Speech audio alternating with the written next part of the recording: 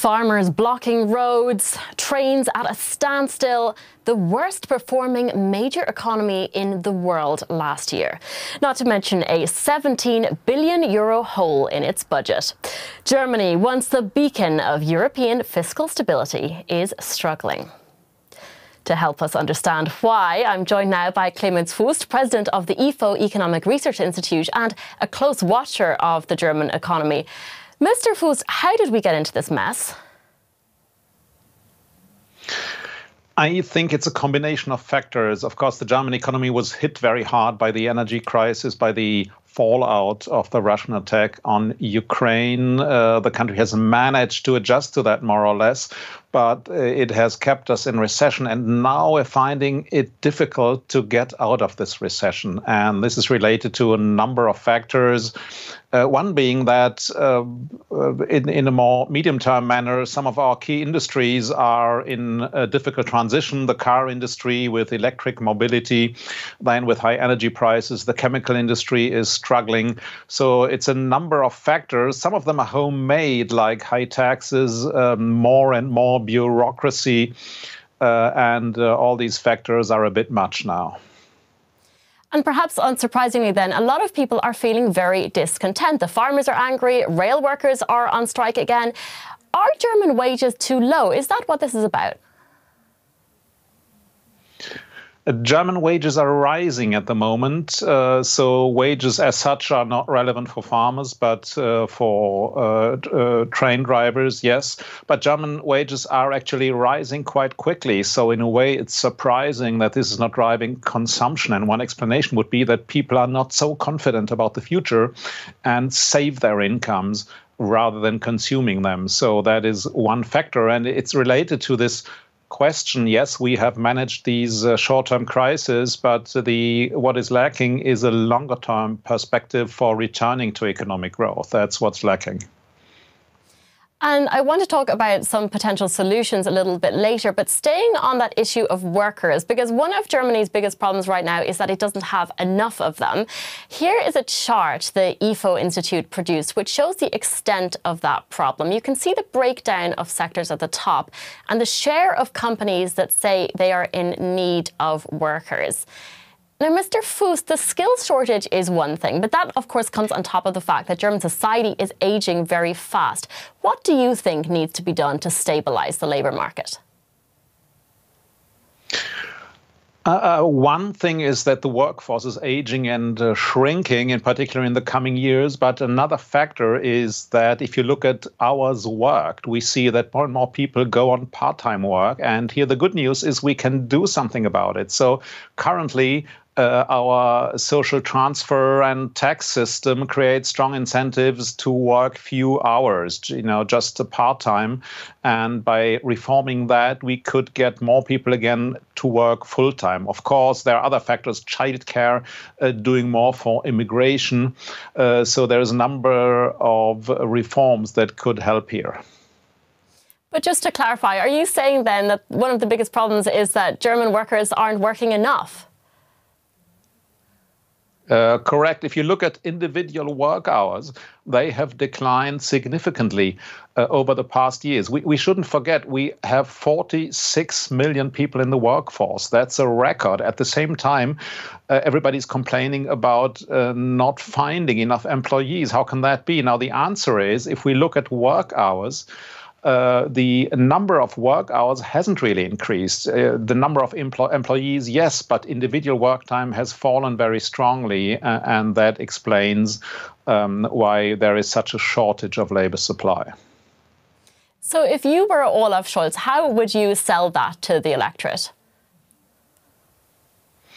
I think this is an easy sell, in fact. I would say we need to reform our tax and transfer system so that people who work more also have higher net incomes. Currently, for a significant part of the population, it doesn't pay very much when people work more because they lose social transfer, they pay very high taxes, and by reforming that, we can generate more employment without a great cost to the government. So I really think this is one of the few areas where we almost have a free lunch, and we should eat it if it's free.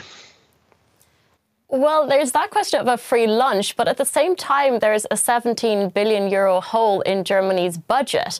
How are we going to fix that? Well, the government has decided to fix that through some, let's say, budgetary maneuvers, but also increases in some taxes. And I think what's behind that is a bigger problem, and that is a lack of public and private investment in Germany that has been around for some time. And I think to fix that, we need a major step.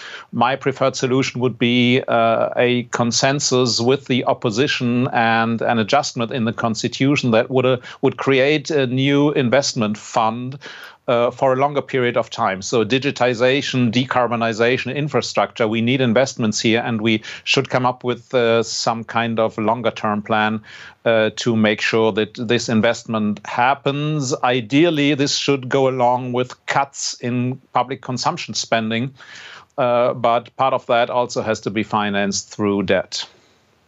So in other words, an end to Germany's debt brake?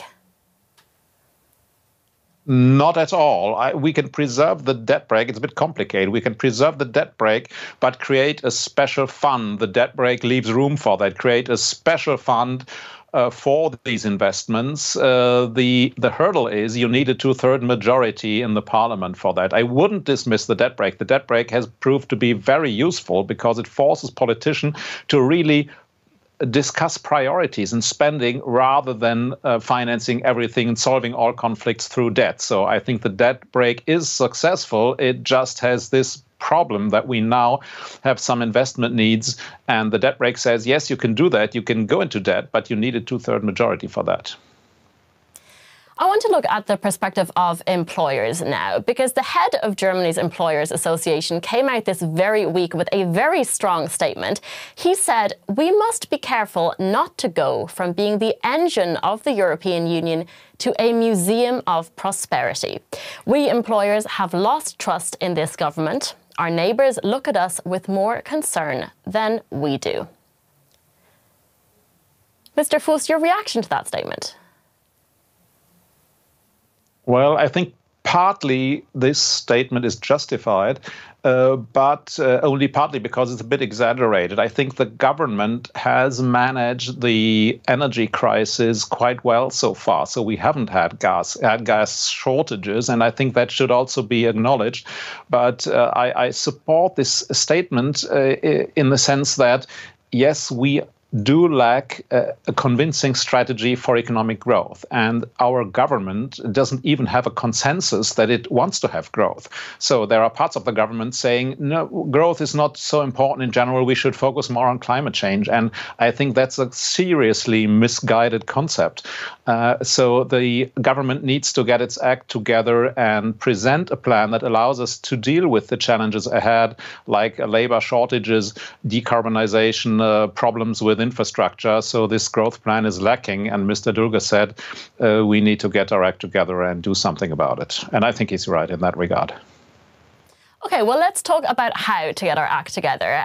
The country's economic power, Germany, has traditionally been in the automotive, chemicals and engineering sectors.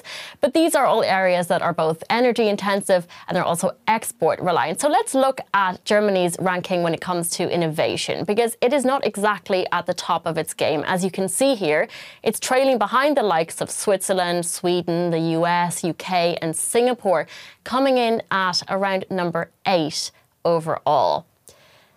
Mr. Fuest, we're talking solutions here. What does Germany need to do to become more innovative, more ready for the future?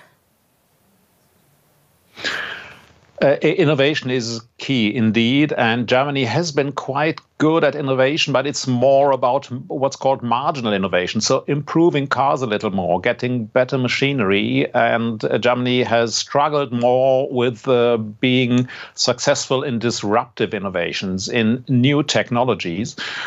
We need to do something about that. So we need to invest more in research and development, but we also need to create better conditions for newly created companies. If you look at the number of newly created companies, Germany is weaker here, a lot weaker than the US, everybody knows that, but also weaker than the UK. So we need to create better conditions for the creation of new companies. That has to do with capital markets, with the tax system and so on.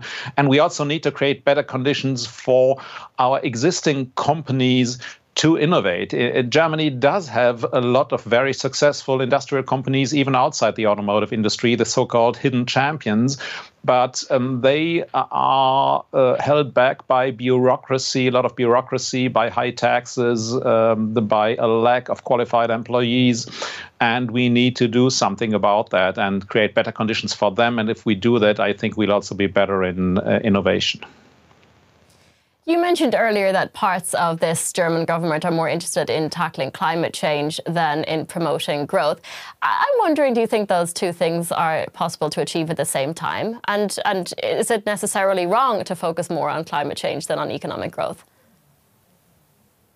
I think it's wrong to pitch one against the other. It's wrong to say we don't want to grow generally anymore, we want to focus on climate change. It would be correct to say, yes, climate change needs efforts that will reduce growth or at least require some sacrifice in terms of consumption. But to be able to deal with that, we need more growth, more economic growth, not less. We need to be more effective. We need to have better work incentive. We need to innovate more, but grow in an environmentally friendly way. That's the message. I think it's seriously misleading to say, oh, let's forget about this focus on growth and focus more on climate change.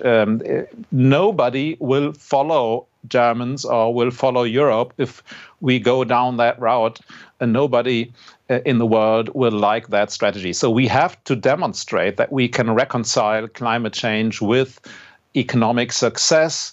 We also have to be open about the fact that, yes, some sacrifice in terms of consumption will be needed, but we need to show that economic success can be combined with climate protection. If we don't, other countries will say we focus on growth and forget the climate, and that would be very bad.